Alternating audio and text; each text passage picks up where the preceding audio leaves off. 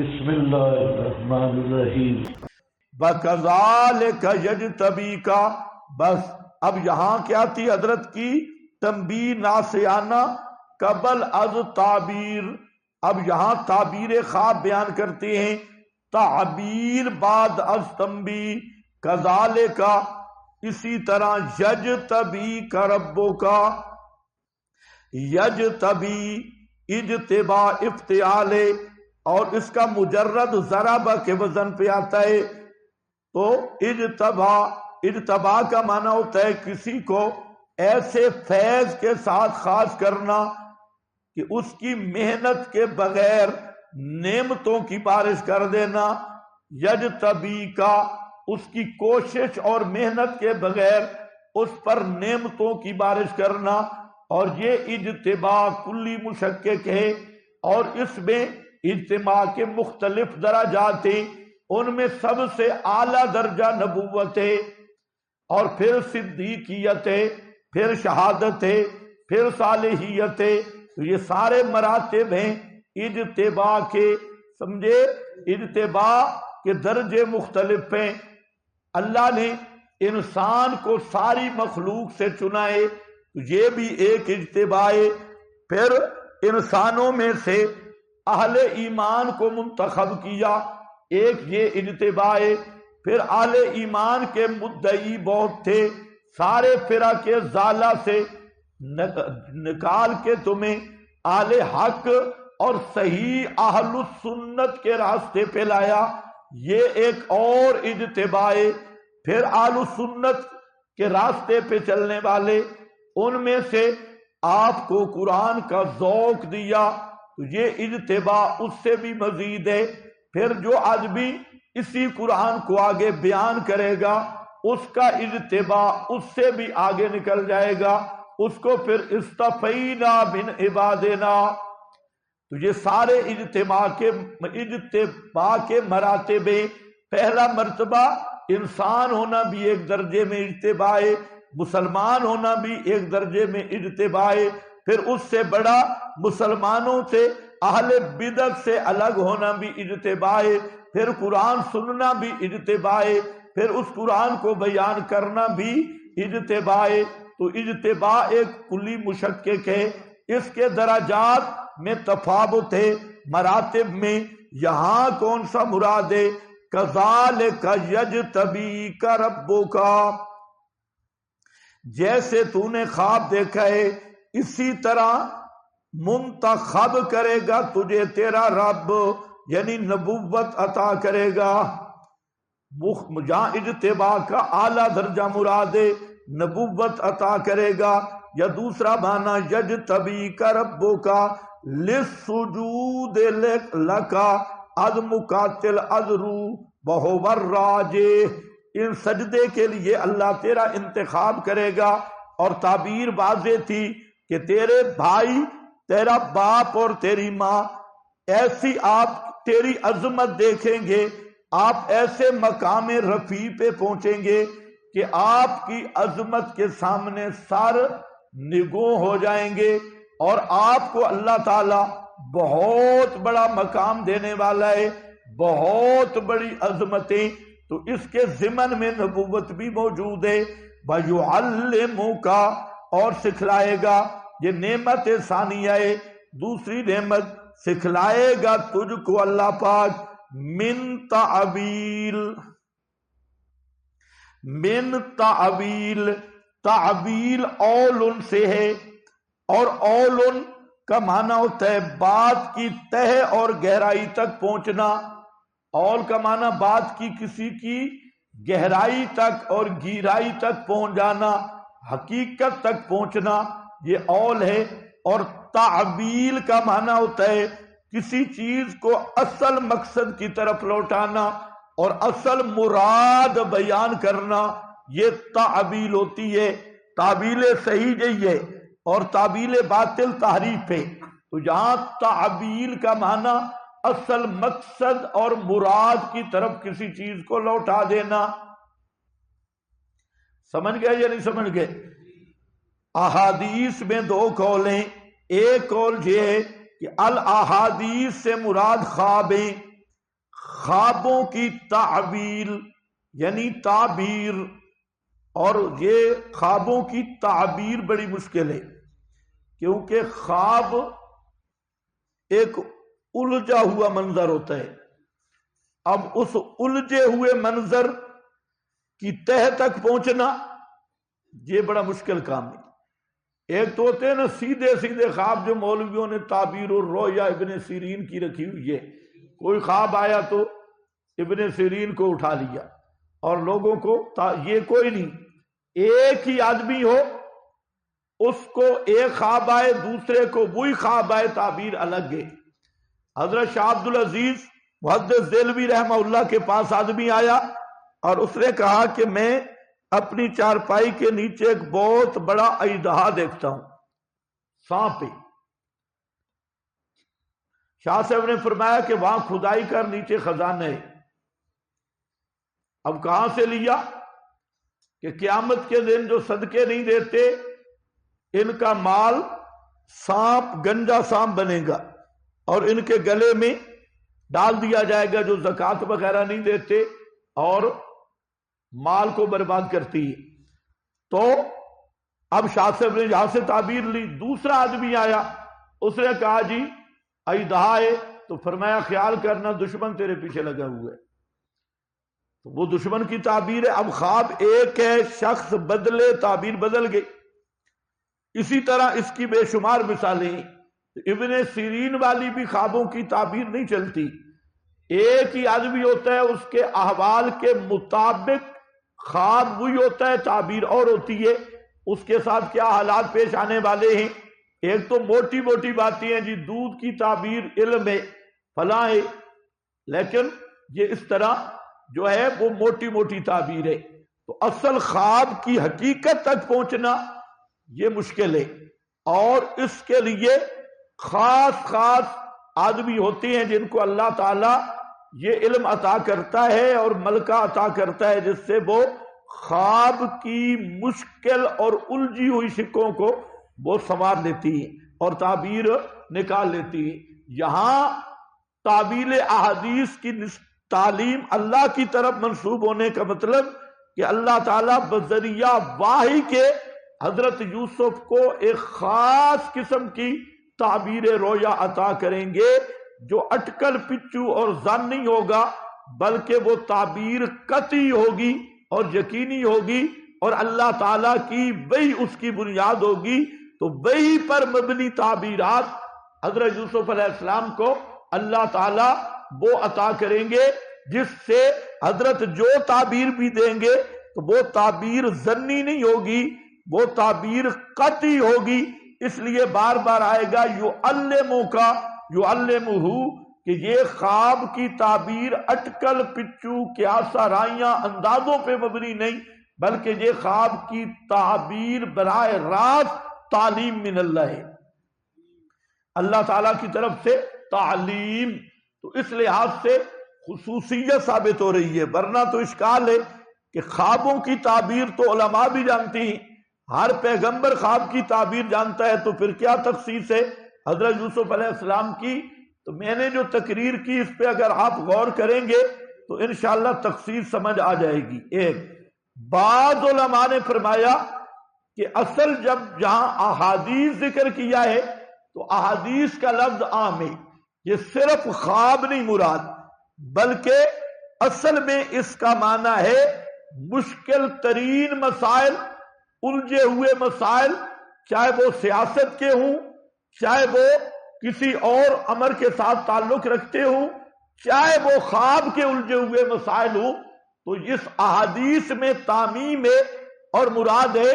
الجھے ہوئے مسائل کا حل نکالنا اور مہمات المسائل کو حل کرنا، جو ہر آدمی کے بس کی بات نہیں ہوتی، تو اس کو تعبیر کر دیتے ہیں مشکل باتوں کا ٹھکانے لگانا، یعنی مشکل اور الجھے ہوئے امور کو سنوارنا، اور ایسی ایسی چیزیں دینی، چاہے وہ دینی مسائل ہوں، کتب سابقہ کے مسائل ہوں، کتب منزلہ کے جب پیش آمدہ مسائل ہوں، واقعات ہوں یا فیصلے ہوں، ان میں مشکل ترین فیصلوں کو اور مشکل ترین مسائل کو حل کرنا، یہ معنی ہے تعویل الاحادیث کا، اور یہ معنی بالکل قرینے قیاس سے راجح بات بھی یہی ہے کہ خوابوں کی تعبیر بھی اس کا حصہ ہے، خواب اس سے الگ نہیں، وہ اس کو بھی شامل ہے۔ اس لیے آپ کے پاس معنی ہوگا یعلمک نعمت ثانیہ من تعویل الاحادیث،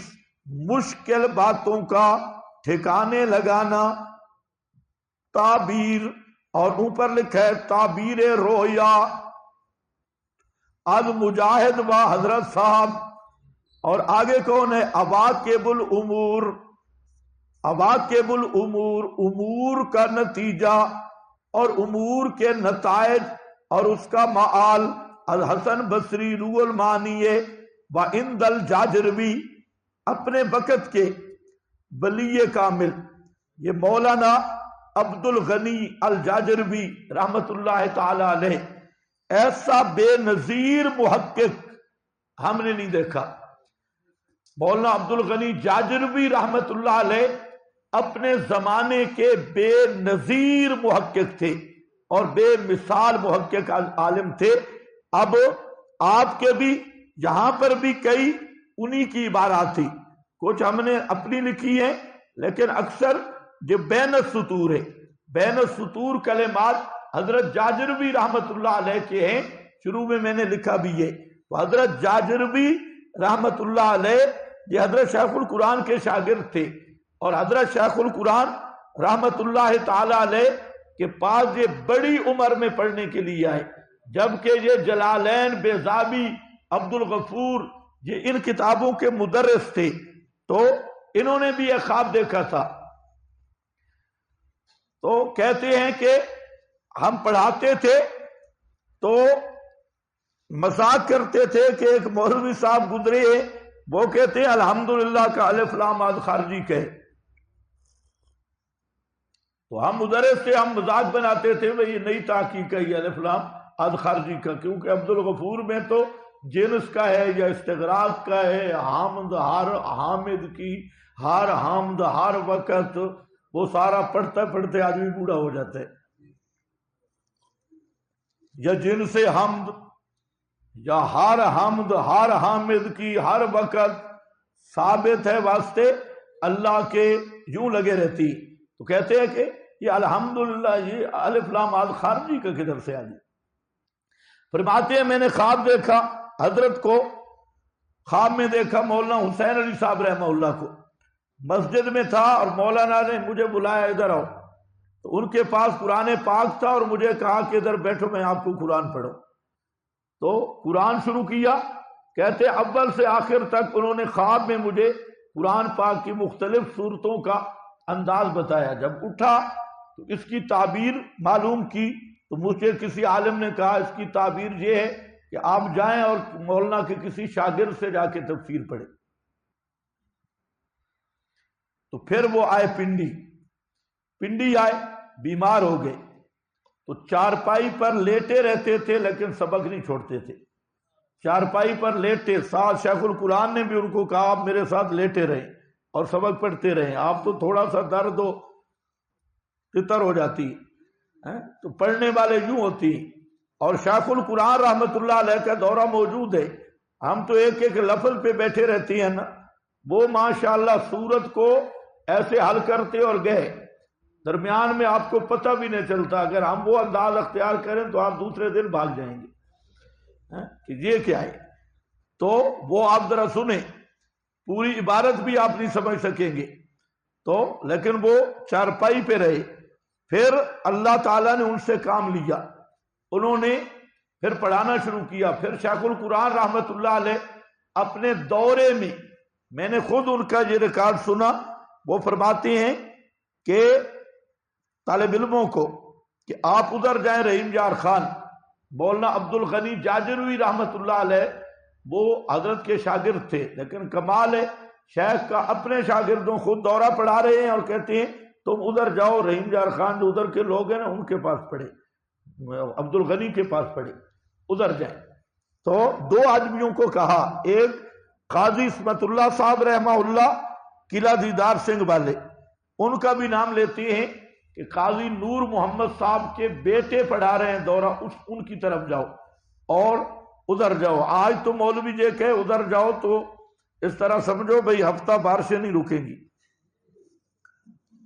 آپ آج تو مولوی کہتے ہیں صرف میرے پاس ہی رہنا ہے اور کہیں نہیں جانا۔ ہاں تو یہ ان لوگوں کی وسعت ظرفی تھی۔ اب ذرا دیکھو، اند الجاجروی رحمت اللہ تعالی علیہ فرماتی ہیں دونوں چیزیں مرادیں آپ کو اللہ نے دونوں عطا کی تھی، تعبیر رویا بھی اور عواقب الامور، بول نہیں رہے، عواقب الامور بھی۔ یہ تعبیل الاحادیث وَيُتِمُّ نِعْمَتَهُ، کئی آدمی ایسے ہوتے ہیں جن کو اللہ تعالی ملکہ عطا کرتے ہیں۔ یہ جو معروف ہے نا کہ علم لدنی، ہاں مادر زاد ولی تو علم لدنی، تو اس پہ لوگ بیٹھے ہوئے ہیں۔ یہ جو لوگوں نے علم لدنی بنایا ہے یہ کوئی لدنی نہیں ہے کہ بیٹھے بیٹھے عالم بن گیا، پھرتے پھرتے عالم بن گیا، چلتے پھرتے عالم بن گیا۔ فلانا پیر آیا اور 10 پارے قرآن کا حافظ تھا، 15 پارے قرآن پیدا ہوتے ماں کے پیٹ میں 15 پارے یاد کر لیے۔ 10 تو ہم کہتے ہیں کچھ دیر ٹھہر جاتا پورا حافظ بن کے آتا، خدا کا بندہ اتنا جلدی آ گیا، 15 پارے یاد کر کے مدرسے سے بھاگ آئے، تو پورا قرآن یاد کرنا تھا۔ تو یہ سارا گپوٹیشن ہے۔ ہاں علم لدنی ہے، اس کا انکار نہیں، یہ بھی یاد رکھنا، لیکن وہ علم لدنی ہے کیا؟ وہ ہے بعد الکسب۔ پیغمبر کے لیے جو علم ہوتا ہے وہ براہ راست اللہ تعالیٰ کی جانب سے ہوتا ہے وحی کا، اور امتی کے لیے براہ راست علم کا ذریعہ نہیں ہے، وہ کتاب و سنت اور تقویٰ طہارت، ان ساری چیزوں پر محنت کرنے سے اللہ تعالیٰ ذہن کو کھول دیتے ہیں اور وہ ذہن کو فرقان عطا کر دیتے ہیں۔ نور فراست جو میں نے آپ کے سامنے ذکر کیا تھا، وہ فرقان سے جو حقائق کھلتے ہیں اس کا نام علم لدنی رکھنا بالکل صحیح ہے۔ لیکن یہ دعویٰ کرنا کہ بغیر پڑھے، آج کل تو سارے جتنے کہ یہ پیر کون ہے جی، یہ امی ہے۔ امی کا کیا مطلب؟ الو کے الو، امی پیر ہوتا ہے؟ دوسرے لفظوں میں کہنا جاہل ہے، بھنگی چرسی ہے، یہ امی ہے۔ کچھ کہتے ہیں جی علوم ظاہری نہیں پڑھا ہوا، علوم باطنی ہے۔ یہ علوم باطنی کدھر سے آیا ہو؟ اس کو علم باطنی بطن سے، ہاں یہ علوم باطنی کا ماہر ہے۔ تو اس لیے یاد رکھ، قرآن و سنت کی قدر کم کرنے کے لیے کیا کہتے ہیں؟ ظاہری علوم حضرت نہیں پڑھے۔ لیکن یہ حضرت کون ہے؟ حضرت بابا گنگا شاہ۔ یہ بابا گنگا شاہ جو ہے یہ باطنی طور پہ بڑا عالم ہے، تو یہ باطنی بطن سے ہے۔ کتاب و سنت کے علاوہ امتی کے پاس کوئی ذریعہ علم کا نہیں ہے۔ نبی کا وحی ہوتا ہے، نبی کا علم وحی پر مبنی ہوتا ہے من جانب اللہ۔ اگر کوئی امتی بھی دعویٰ کرے کہ براہ راست اللہ نے مجھے علم عطا کیا کتاب و سنت کے واسطے کے علاوہ، پھر وہ امتی نہیں ہے، وہ قادیانی دجال کا چیلا ہے۔ ہاں اس لیے مت ان خوشنما دعووں میں رہو کہ فلانا بابا جی لدنی علم آ گیا، فلاں علم لدنی اسی پر ہوتا ہے، کتاب و سنت اس کی بنیاد ہے، اور عمل بالکتاب و سنت، اس پر جو نور عطا ہوتا ہے تو عمل تب ہوگا کہ فہم ہو، کتاب و سنت کا فہم بھی ہو، اور کتاب و سنت پہ عمل اور تقویٰ پہ جو نور عطا ہوتا ہے وہ ہوتا ہے چیزوں کی تہ تک پہنچنا۔ اور صحابہ کی جو شان آئی وہ کیا ہے کہ اعمقھا علما، ان کا علم گہرا تھا، اور گہرائی عمق کیا ہے؟ چیز کی حقیقت تک پہنچنا۔ اس لیے علامہ روح المعانی نے جو اپنی تفسیر کا نام لکھا روح المعانی، علامہ آلوسی نے معانی کی روح، تو ایک کلمات ہیں، ایک ترجمہ ہے، ان کا معنی ہے، ایک ان کی حقیقی مراد ہے، جو حقیقی مراد ہے یہ ہے معنی کی روح، تو اسی پر اس نے اپنی تفسیر کا نام کیا رکھا؟ روح المعانی۔ معانی کی جو اثر روح ہے وہ وہی حقیقت ہے، مراد ہے، حقیقی مراد۔ تو خیر آؤ، تو جہاں حضرت یوسف علیہ السلام فرمایا یعلمک سکھلائے گا تجھے اللہ پاک من تعبیل الاحادیث ہو گیا وَيُتِمُّ نِعْمَتَهُ عَلَيْكَ وَيُتِمُّ اور پورا کرے گا اپنی نعمتیں اوپر تیرے اپنی نعمتیں پوری کرے گا اور آل یعقوب پر خاندان یعقوب پر اور یہ ما یعم الابناء آل سے یہ عام ہے حضرت یعقوب کی اولاد اور خاندان کما جیسا کہ اتمہا کما کے نیچے لکھا ہے لیست تشبیہ من کل وجہ یہ تردید ہے ان کی جو کہتے ہیں کہ تمام بھائیوں کو نبوت ملی تو وہ اسی سے استدلال کرتے ہیں کما اتمہا اس کا یہ جواب ہے کہ تمام بھائیوں کو نبوت نہیں ملی جو تشبیہ دی جاتی ہے یہ من کل الوجوہ نہیں ہوتی مثلا آپ کہتے ہیں زید کل اسد زید شیر کی طرح ہے تو اب کیا مطلب ہے کہ زید کو دم بھی لگی ہے اور 4 پاؤں بھی ہیں اور اسی طرح سمیل بھی ہے اور اسی طرح درندگی بھی ہے نہیں صرف ایک چیز میں تشبیہ ہوتی ہے بہادری میں اور شجاعت میں تو یہاں پر بھی ایسے ہے کما کی تشبیہ لیست تشبیہ من کل وجہ ہر طور پہ مکمل طور پہ تشبیہ نہیں ہوتی بلکہ ایک کسی چیز میں تشبیہ ہے کما اتمہا علی ابویک جیسا کہ پوری کی نعمتیں اوپر تیرے دادے پر دادے پر من قبل اس سے پہلے وہ کون ہے ابراہیم و اسحاق ابراہیم پر دادا ہیں اسحاق دادا ہیں اور حضرت یعقوب والدیں اپنا نام نہیں لیا تواضعن اپنا نام ساتھ ذکر نہیں کیا دادا پر دادا کا نام ذکر کیا انا علت ہے اس لیے کہ رب تیرا علیم جانتا ہے کہ اجتباء کا مستحق کون ہے حکیم چنتا اسی کو ہے جو اس کے لائق ہوتا ہے اس کی حکمت پر مبنی ہے بس اب ایک تھوڑی سی بات ہے کہ کذالک یجتبیک سے لے کر آخر تک یہ حضرت یعقوب کی تعبیر ہے اسی خواب کی تعبیر بیان کر رہے ہیں کتنی چیزیں بیان کی یجتبی کا 1 یعلمو کا 2 یتمو 3 یہ تینوں چیزیں خواب کی تعبیر ہیں بعض حضرات کہتے ہیں کہ تینوں چیزیں جو ہیں یہ خواب کی تعبیر ہیں اسی خواب کی لیکن صحیح بات یہ ہے کہ یہ جو پہلی 2 چیزیں ہیں یجتبی کا یعلمو کا یہ تعبیر خواب ہے اور جو یتم نعمتہ علیکا یہ فراست یعقوبیہ ہے یا بئی ہے حضرت نے بئی کے ذریعے ان کو بیان کیا یا فراست سے ان کو بیان کیا سمجھ گئے اوپر کیا لکھا ہے یعلمو کا آپ بول نہیں رہے یہ دونوں چیزیں یا تو تعبیر خواب کا حصہ ہیں یا کیا ہیں فراستاً معلوم کر لیا یا آپ کو الگ بذریعہ وحی کے اس کی خبر دے دی یہ دونوں بنا رہے ہیں یجتبی یعلمو کو بھی اور یتمو کو بھی تو یہ الگ ہیں یا خواب کی تعبیر یہ دونوں قول موجود ہیں بہتر یہی ہے کہ یہ پہلا کذالک کا یجتبی کا یہ تو ہے خواب کی تعبیر اور باقی بذریعہ وحی حضرت نے بیان کیا واللہ عالم